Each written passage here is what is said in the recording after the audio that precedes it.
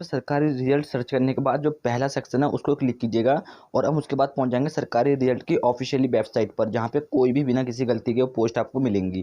तो देखिए second number पर लेटेस्ट जॉब वाला जो सेक्शन है, इसके सेकंड नंबर पर लिखा हुआ है Indian navy MR online form 2021।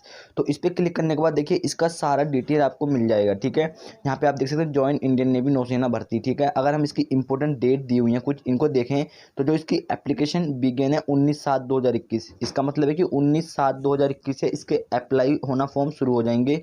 और जो लास्ट डेट है इसकी अप्लाई करने की वो है 23/7/2021, यानी कि आपको कुल 4 दिन मिलने वाले हैं इसे अप्लाई करने में।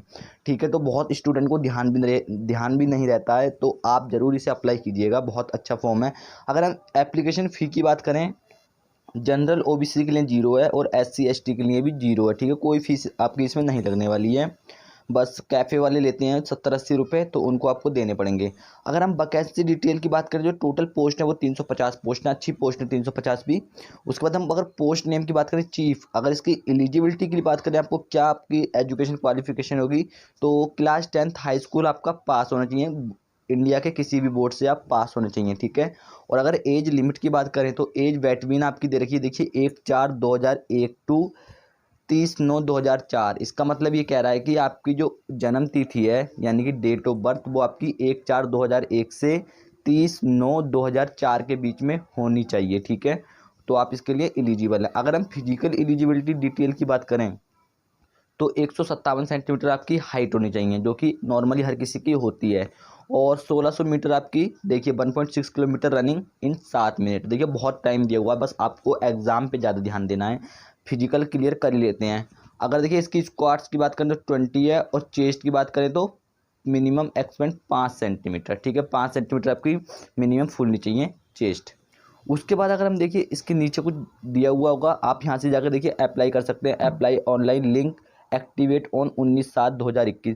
तो इसकी जो अप्लाई जो ऑनलाइन लिंक होगी वो 19/7/2021 को एक्टिवेट हो जाएगी। उसके बाद आप ज़रूर अप्लाई कीजिएगा। देखिए बहुत अच्छा फॉर्म है, अगर आप नहीं करेंगे तो आपको थोड़ी सी दिक्कत पड़ेगी। भर्ती अच्छी है, इंडियन नेवी में आप भर्ती हो सकते हैं। ठीक है, चलिए अब बात करते हैं इसके कुछ सिलेबस के बारे में। तो सिलेबस क्या है वो देख लेते हैं अब।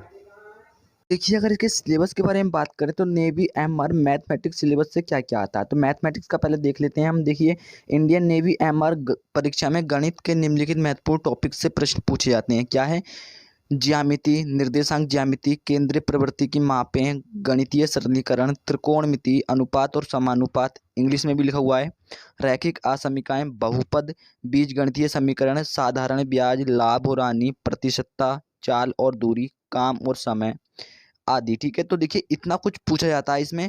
बाकी देखिए इसके बारे में अगर हम बात करें तो ऊपर हमने भारतीय जल सेना के एमआर परीक्षा में गणित से आने वाले इंपॉर्टेंट टॉपिक के बारे में तो बात कर ली है।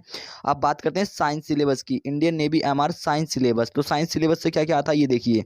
साइंस सिलेबस से हमारे पास आता है बल और गुरुत्वाकर्षण, इंडियन नेवी एमआर विज्ञान में देखिए बल और गुरुत्वाकर्षण, न्यूटन के गति के नियम आपने पढ़ा हुआ होगा, 10th में सब कुछ भरा पड़ा है, तो दोबारा आपको 10th की बुक उठा लेनी है गणित और मैथ की, उनको पढ़ना है अच्छी तरीके से। पदार्थ की प्रकृति, कार्य ऊर्जा और शक्ति, ब्रह्मांड, विद्युत यानी इलेक्ट्रिक, तापमान यानी टेम्परेचर, धातु और धातु पूरा चैप्टर है धातु और धातु का, परमाणु संरचना, कार्बन और इसको यौगिक, तरंग गति, ठीक है, वेव मोशन यानी कि। तो देखिए इतना कुछ पूछा जाता है, इतने ज़्यादा टॉपिक भी नहीं है, तो इतना कुछ पूछा जाता है साइंस से।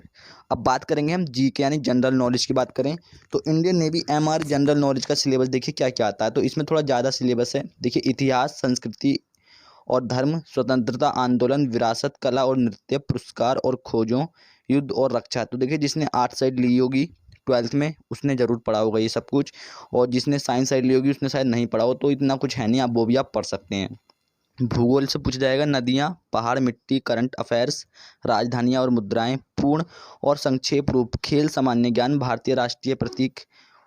उसके बाद देखिए इतना ही, बस इतना सिलेबस आपको पूछा जाता है। अगर आपने इतना भी पढ़ लिया तो आपका सिलेक्शन पक्का है। बाकी हमने पूरा फिजिकल की तो बात कर ली है, ठीक है, तो देख लीजिएगा सिलेबस से क्या क्या आता है, कुछ ज़्यादा कुछ है नहीं। तो कहीं भी कुछ भी समझ में ना आए तो आप हमें कमेंट बॉक्स में ज़रूर बताइएगा। हम मिलेंगे नेक्स्ट वीडियो में, तब तक के लिए जय हिंद, वंदे मातरम, भारत माता की जय। और सिलेक्शन इस बार पक्का लेना है, ठीक है।